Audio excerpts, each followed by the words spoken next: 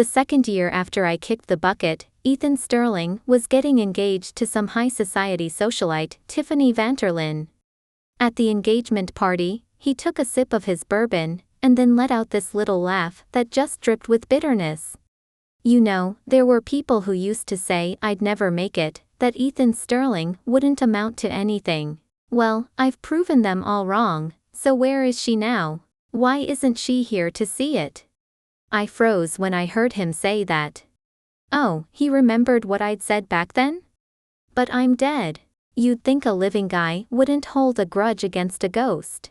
Hopefully, he'll just forget about me.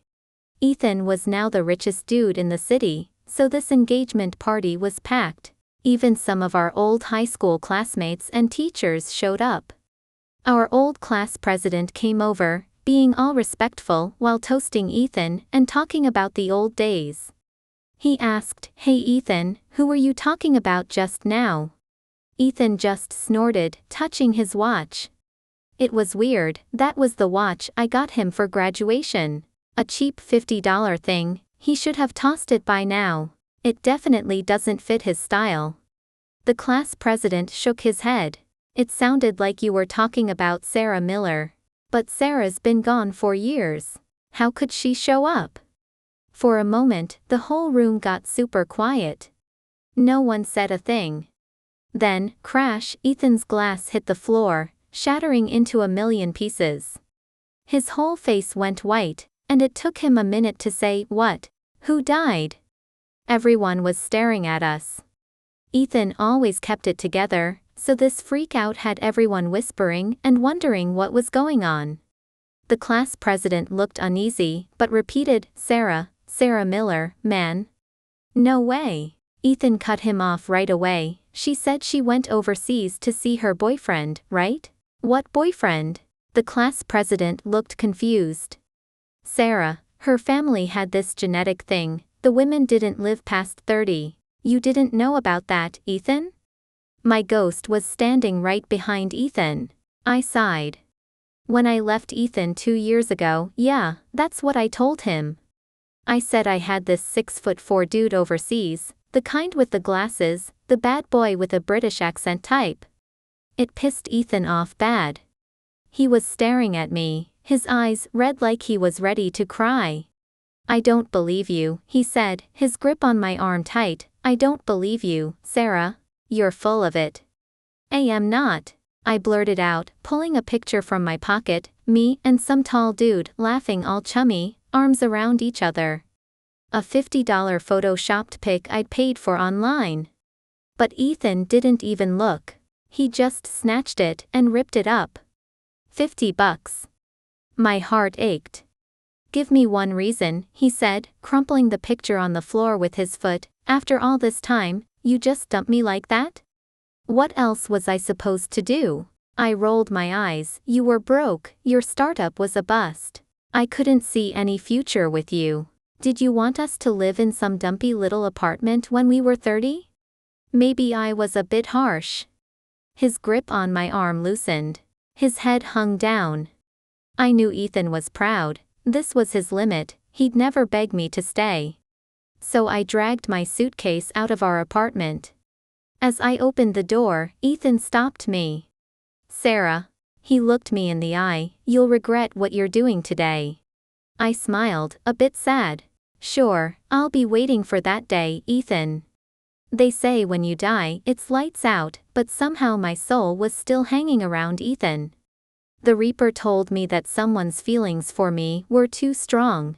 I had to stick around for a little while. I watched Ethan slowly turn cold and ruthless. He climbed the ladder, his company got listed, he made a fortune. He wasn't that guy who stood at the investor's door all night trying to get a $50,000 loan anymore. But now he was hearing I was dead and totally freaked. He pulled out his phone, desperately calling my number. But I had blocked him on everything, of course. Tiffany, the socialite, was standing there, all alone and confused. She walked over and put a shaky hand on his shoulder. Ethan, are you okay? Who's this? Sarah, anyway. Get lost. Ethan shoved Tiffany back. When Ethan went full jerk mode, he didn't hold back. "This is a business arrangement. I'll help your family out, but stay out of my private life." Tiffany's cheeks went bright red. The other guests were staring and whispering, like they had stumbled onto some huge scandal. In the quiet of the hall, you could only hear Ethan's heavy breathing and the sound of his phone ringing. Finally, he got the number of one of our old friends. My best friend, Chloe. Poor Chloe, she was probably asleep. She picked up after a few rings. She mumbled, "Who is this?" "Where's Sarah?" Ethan said. "Are you out of your mind? Sarah's been dead 2 years, why are you calling me now?"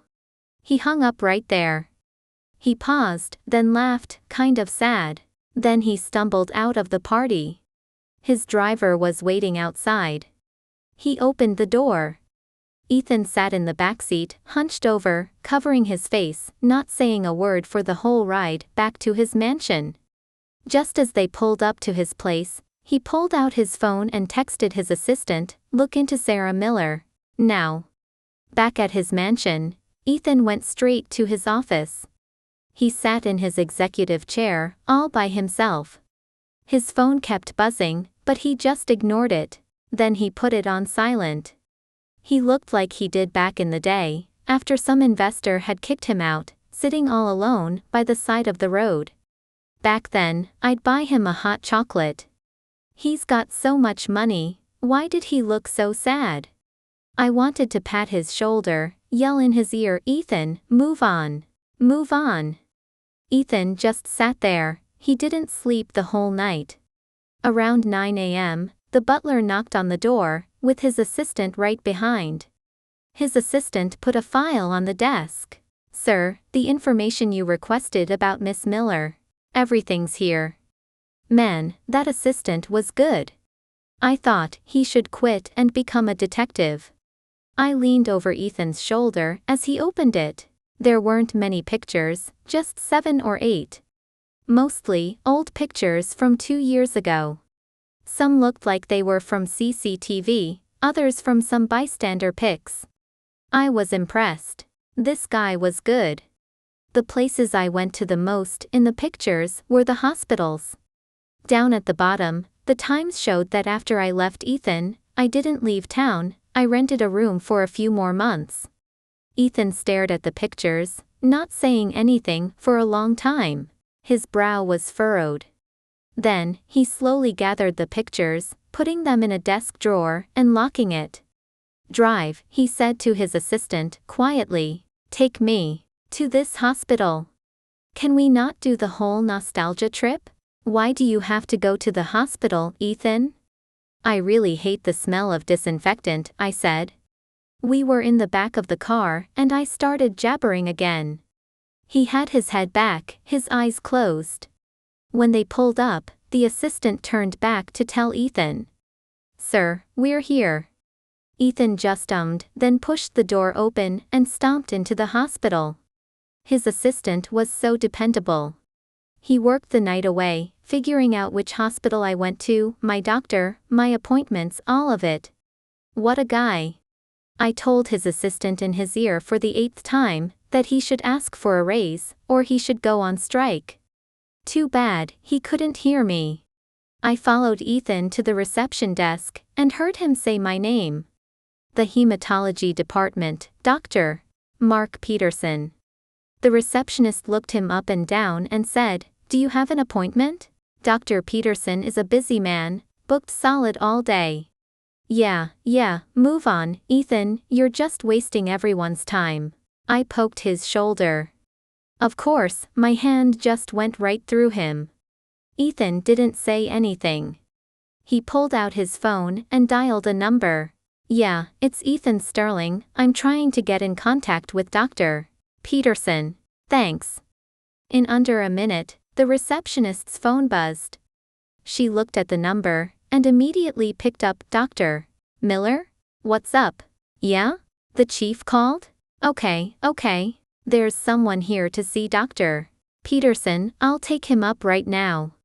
She looked at Ethan, her voice went down a little. "Right, I won't use my phone on the job again." Poor girl. Her attitude totally flipped.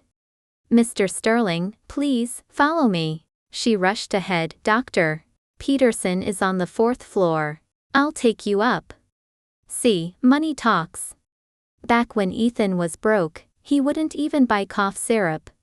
Now, he's got the hospital's chief of staff calling his doctor for him. Man. I wondered, if I had money back then, would I have died like that? I was lost in my thoughts when Ethan arrived at the hematology ward. The door was half open, and he pushed it a bit wider. A low voice spoke, "Wait outside. Don't you know how to knock?" I muffled a giggle. Mark always had that attitude. He's going to get chewed out now. After 10 minutes, Ethan looked like he was losing it, when Mark finally said, "Come in." But when Ethan opened the door, he only made it a few steps. He was staring at Mark, not saying a word. I knew why. The photo I photoshopped online was from Mark's social media page. To be fair, it wasn't entirely my fault. Mark was my doctor during most of my illness. Sometimes I'd chat with him while he was looking at my scans. I told him I was broke and didn't think it was worth the effort anymore. Mark told me not to talk like that, said he was a doctor and didn't want his patients talking about dying all the time, made him sound like a bad doctor. I also told him that I was going to break up with my boyfriend and wanted some hot pics with a male model to mess with him. As I talked, I pulled up some pics on my phone. All those chiseled abs, man, made my mouth water. This world has some nice things. Then, Mark swiped my phone, put it down on his desk. "Miss Miller, those pictures are copyrighted. If you download or use them without permission, you could be in trouble. I don't care what you do at home, but this is my office, so I have to say something." Seriously? I wanted to die a good person, okay? Mark sighed. "Just find someone your boyfriend doesn't know, right?" So, in the end, I grabbed a photo from Mark's page and photoshopped a pic to trick Ethan. I thought he didn't even see it. But this guy, he remembered what Mark looked like. I tapped my chin. Did he sneak the picture off the floor and look at the competition? Just then, Mark looked up. He tapped the table with his pen. "Mr. Sterling? Come in." Ethan finally came to, and sat down across from him. For a moment, they were both silent. Finally, Ethan broke the silence. He furrowed his brow, asking, You were Sarah's doctor?" "What kind of question is that?" "Yeah, what else would I be?" Mark scoffed. He put down my file. "Don't worry, I'm not her boyfriend." I thought Ethan seemed to sigh with relief when he heard that. "Did Sarah ever mention me?" "Not really, but you were pretty active after she left," Mark said. Mark was probably talking about Ethan's public comments after I died. A magazine interviewed him, and the reporter asked him about his private life. He could have dodged the topic easily, but Ethan just laughed. "It wasn't easy," he said. "My ex-girlfriend was a gold digger. She left me when I was broke. I thought I was finished, but I pulled through." By then, he'd made a name for himself, a legend in the business. The next day, the headline was "Ethan Sterling's ex-girlfriend was blind." Everyone was saying something about how I was blind. Some said I was cold-hearted, others that I was shallow. Some even said I was getting money from some rich old dude. Ethan didn't do anything to clear my name. If I was alive and had seen all the garbage written about me, I'd have died of a heart attack. Maybe being dead is better. Ethan probably understood what Mark was getting at. He clenched his fist, not saying a word. He asked, "I came here to ask, what was her illness?" "Patient confidentiality," Mark replied, without hesitating. "I'm her boyfriend." Ethan slammed the desk, his voice low and angry. Mark rolled his eyes. "Boyfriend? She dumped you, right?" Man, Mark had a way of getting under people's skin. I never could win an argument with him. Ethan didn't have any better luck. I scratched my head. The tension was thick. Then, Mark threw a file on the desk. She's gone. You were the only person she trusted. Don't overthink it, I just don't want her dying with a bad name. Genetic sickle cell anemia. More common in women. Often shows up before age 30. Seeing all that again, my breath hitched. Yeah, I was a happy-go-lucky kind of ghost, but those last, not-so-great memories came rushing back. Ethan was silent. Mark didn't say anything, either. He went to the window and stared out of it quietly. After a while, he turned back, impatiently. Are you done? Ethan pointed at a line on the file. What does this mean? That there was a possible cure if it had been found sooner? I was taken to the hospital after collapsing at work. That's when I first found out I had this disease. My dad abandoned me when I was a teenager. He dumped me at school, and the last thing he said to me was, "What good are you? You'll be dead soon. You can't even help me out when I'm old." As a kid, I didn't understand it. Now it all made sense. I wasn't meant to be loved. Mark was being a total jerk that day. If you knew it was genetic, why didn't you get tested as a kid? He tapped his pen on the desk, like some strict teacher. Some kids get medication, they get surgery, they can live to 80, normal lives. But it was too late for me. I looked down. Then I lifted my head, said like a dummy, I just had the worst luck, huh? I may have acted tough in front of others, but when I was alone, I cried myself to sleep. I thought, this world sucks, it's never loved me. Ethan came home from work, took off his coat, sat on the bed, and held me close. We got together in high school, we were both broke. We stayed broke for years. Another investor turned me down. Ethan sighed. When you're down, it feels like everyone looks down on you. I suddenly asked, what if I leave you? What would you do? Ethan stopped. Then he grabbed my hand, said, what do you mean? Are you saying you think I'm poor, too? My last moments were spent with Chloe. Chloe told me Ethan had gone crazy after I was gone. I said, it's better to end it quickly. Chloe sighed, you're just, you. I sighed too. Was it all my fault? This world never showed me how to love people right anyway. Ethan was quiet when he left the hospital. His assistant drove and kept checking him out in the mirror. Finally, he asked, Sir, are we going back to the mansion? Ethan just leaning back in his seat. Back at his place, Ethan locked himself in his office again. I trailed after him. Why are you always cooped up? It's spring, let's go for a walk. Ethan never cared for the outdoors.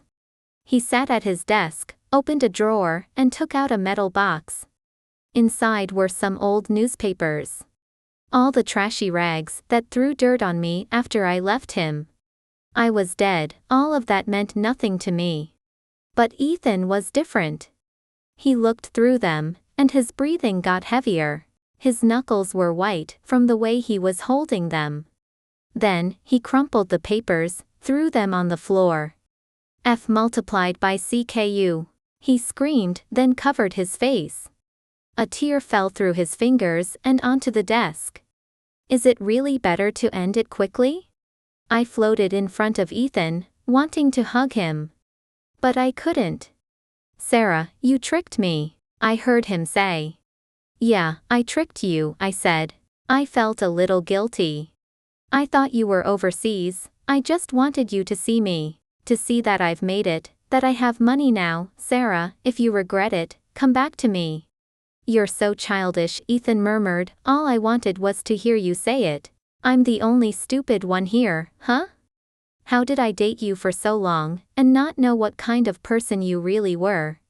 That night, Ethan went on talking like he had too much to drink. I tried talking to him at first. But then, I just watched. I just couldn't keep up. I was tired too, so I went to sleep. When the sun came up, I was woken up by someone pounding on the door. Ethan, you get out here. Now. That voice sounded familiar. I struggled to wake up. Miss Miller, this is Mr. Sterling's private residence, you can't just. Miss Miller? Chloe? My crazy friend was here? Next minute, Chloe kicked the office door open. Ethan Sterling, I came to talk to you. She put her hands on her hips, the butler in tow. Ethan was looking rough, he hadn't slept the last 2 nights. He had dark circles and some stubble. He rubbed his eyes and said, "What now?" "What now? Your engagement party went viral, that's what. I got your call and knew something was wrong, then I saw the news. Are you trying to make everyone hate Sarah even more?" Ethan's eyes dimmed. No. He just said that one word. No excuses, no explaining. But Ethan must have forgotten that Chloe has a terrible temper. Chloe stepped back. That was her I'm about to lose it move. I don't get it, what did Sarah ever do to you? Yeah, she didn't leave you on good terms. So she hurt your pride. But she's been dead for 2 years. Can't you remember some good things about her? Remember the favor she asked of that guy? When she was down to 10 grand? You know that money went straight to your problem. Oh, wow, Chloe just pulled all my secrets out. Ethan's face went dark. The favor? He clenched his fists. What do you mean? Chloe may have a terrible temper, but she was no match for Ethan right now. Chloe muttered, never mind. It doesn't matter now. She already regretted not thinking before she spoke. Ethan grabbed Chloe's arm, you come with me. Ethan took Chloe to the parking lot. He made her sit in the back seat. He drove this time. He called his assistant, take care of the Vanterlyn thing. He sounded cold as ice. The deal is still on, we can take over the real estate project. But the engagement is off. Sir, are you sure? His assistant said, this is going to look bad in the media. I don't care, Ethan said. I'll draft a statement. Come to me tonight. Who would have thought things could end up like this? Chloe was quiet, she was shocked by Ethan's anger. After 10 minutes, she yelled. Where are you taking me? Are you kidnapping me? She yelled. Now that you're rich, you think you can murder anyone you don't like? Chloe's imagination was crazy. Ethan was patient. Then, he hit the brakes and stopped the car near a construction site. He slowly wound down the window, lit a cigarette. The smoke went up, with the dust coming from the construction vehicles. Tell me about that favor, Ethan said. After all this time, I still hear his name. I met him in the last days. I had about 10 grand left in my bank account. I saved that up from my first job until I got sick. But the money wasn't enough to pay for my treatment. I was using expensive medicine, and 10 grand would be gone in just a few cycles. Surgery was even more expensive. Mark was the first to know what I was going through. He was tough, but he had a good heart. If you have no money, I'll lend it to you. You can pay me back later. He still had that standoffish expression on his face. But I didn't ask him for money. I knew I could never pay him back. I didn't want to die with a huge debt.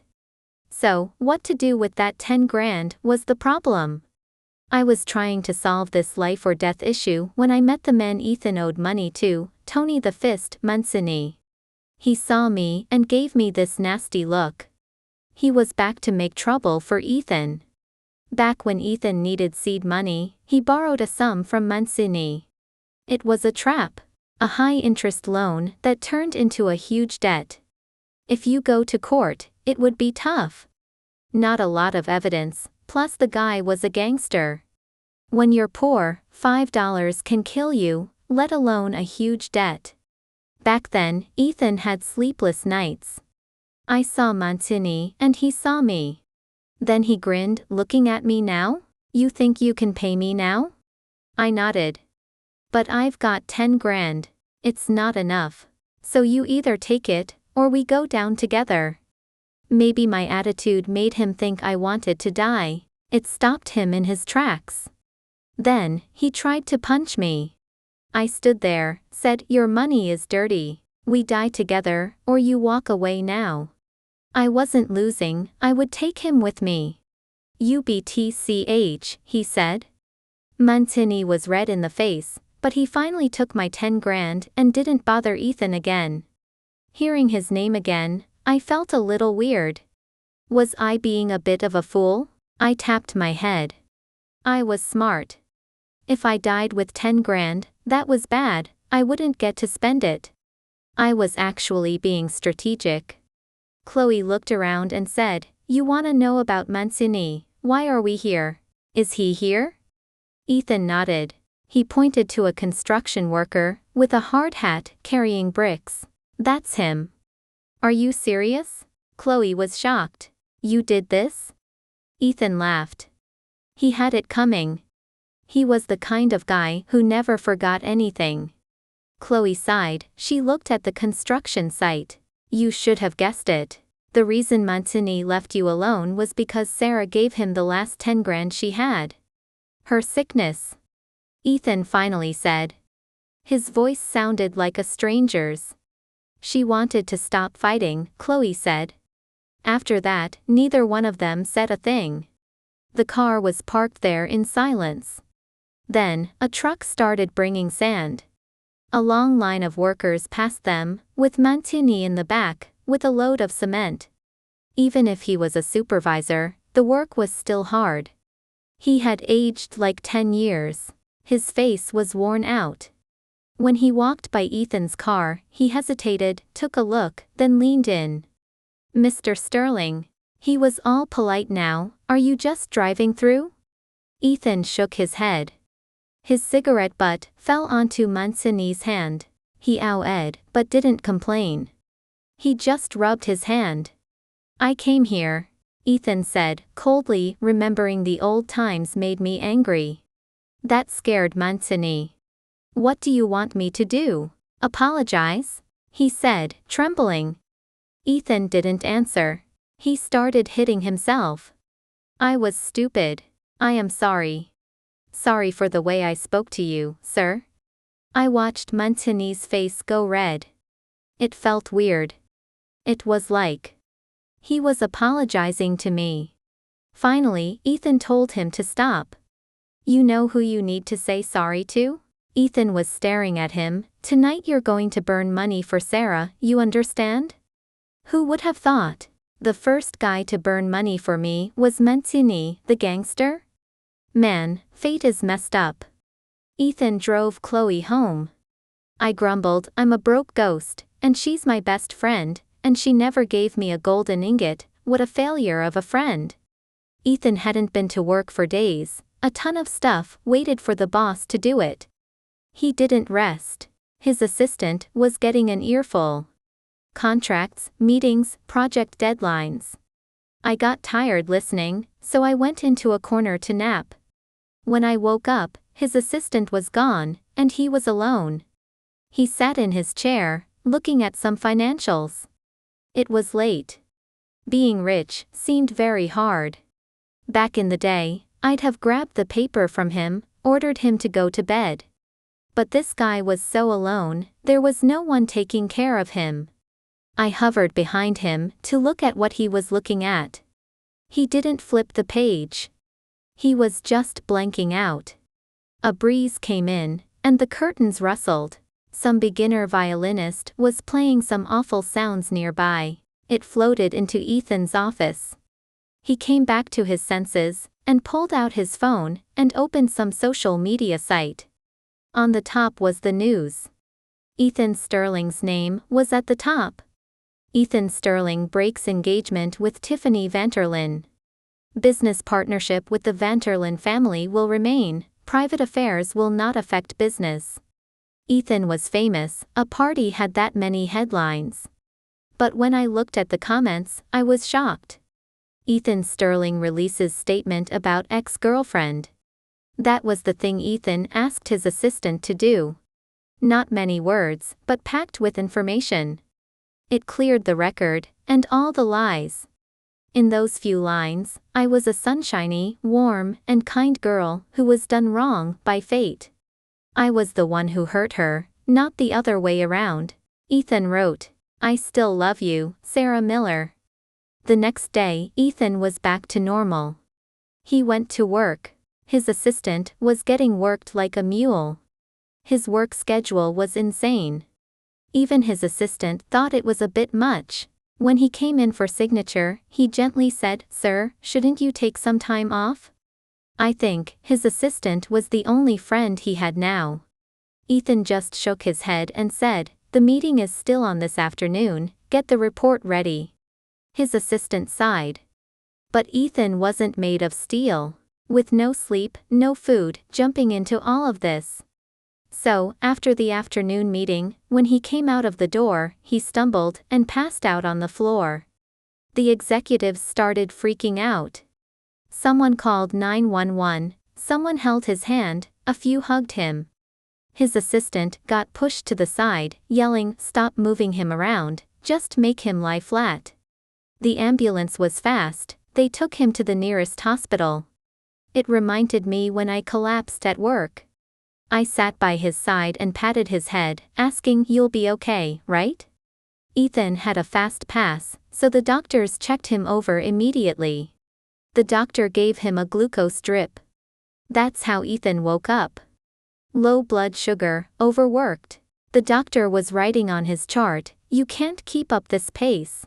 You gotta take care of yourself, you're young. There's time to make more money." It was just a scare. Since there wasn't anything serious, I went walking around the hall. This place had seen too many goodbyes. There were people crying on the benches, nurses running around with stretchers. It always brought you down. I followed those nurses into the emergency room. Then, I saw a familiar face. "Hey!" The Reaper guy was there, with his notebook. He was supposed to have me for a little longer. That was 2 years ago. I went over to him and slapped him on his back. He turned, rubbed his head and said, How did you pass away?" I stared at him. The underworld just opened up a new slot. He wouldn't admit he forgot about me, he just pretended to flip through his book. "Today is a good day, I'll just drag you back." "Yeah," I said.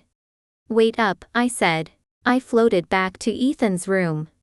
He was tired and asleep, with his brows furrowed. He was having a bad dream. "I have to say goodbye," I said to the Reaper. "You humans are so difficult," the Reaper said. "He can't hear you, it's the middle of the day, what do you think you're doing?" But after letting me hang around for so long, he finally gave me a solution. I entered Ethan's dream. I was back to the day we broke up. I held the photoshopped pic in my pocket, I didn't pull it out. I didn't say the words I said then. "Ethan," I said, hugging him, "I don't think I'll be with you forever." He lifted his head. "What do you mean, Sarah?" "I'm sick, genetic disease. You know? I don't think I have much time." He stared at me, then he grabbed my arm, tried to drag me away. "Go get treatment then." I just wanted to say goodbye. I shook my head, used my fingers to trace his face, and whispered, "It's too late, Ethan. You can visit the roses I planted at our old apartment. They're the ones I picked." Then, the dream stopped. I don't know if that was a better ending. The Reaper grabbed my sleeve. "Let's go." I looked at Ethan one last time. His eyes were wet, 2 tears fell down his face. "Sarah," he said. "Goodbye, Ethan." 17. Bonus. I was hanging around for so long that they had nowhere to send me. The Reaper asked if I would stay there for a little while. I had no choice. Then I realized that all the ghosts are having a fun time. They only work for a few hours, the rest of the time, they are playing cards, drinking and partying. They even make bets with news from the human world. Make a bet. How much you gonna put on? It's those guys again. One of them saw me. "Miss Sarah, you wanna play?" I had nothing else to do. I went over and asked, "What are you betting on?" "We're betting who the next person who the Reapers will bring back is." More boring than I thought. I shook my head. They were unhappy. "You're the richest ghost here. Don't be cheap, give us some of that cash." I had no clue how I was on the rich list, here in the underworld. After I left, I just kept an eye on the human world. From our side, time moves quickly. Ethan's company was doing well. He didn't stop with business, but set up a charity. It was called the Sarah Miller Medical Research Foundation, for medical research, hospital building, and they gave scholarships to students. They helped a lot of people who were considered terminal. Many patients ran to Ethan's company, wanting to say thank you. He never took any gifts. He said you should thank Sarah, and burn money for her, because she loved it. So, that's how I got a lot of money from strangers in the underworld. Those guys were asking me to gamble. I tossed a bunch of paper cash on the table. "I'm betting on," I said, flipping through my book. I was watching the human hospitals. Before I made up my mind, the Reaper came back. I stopped. My hand froze. Those ghosts who wanted me to bet were all staring. It wasn't a surprise. Ethan was around 70 years old now. The Reaper came to my side and patted my shoulder. "Hey Sarah," he said, "I've picked your next life. Let's go." I was kind of out of it, I couldn't hear him. He pushed me forward. "Let's go, this place is not a home for slackers. I've already taken care of it, you'll be with your ex-boyfriend, you're gonna be childhood sweethearts again. You'll be healthy and rich, your family will be loving, Ethan will be a trust fund kid, so no more rags to riches thing, okay?" It finally clicked. I jumped in the air. "Really? You're not lying to me? You can come here and slap me around if I am." The Reaper was confident. I ran out of there, yelling, "Ethan, wait for me."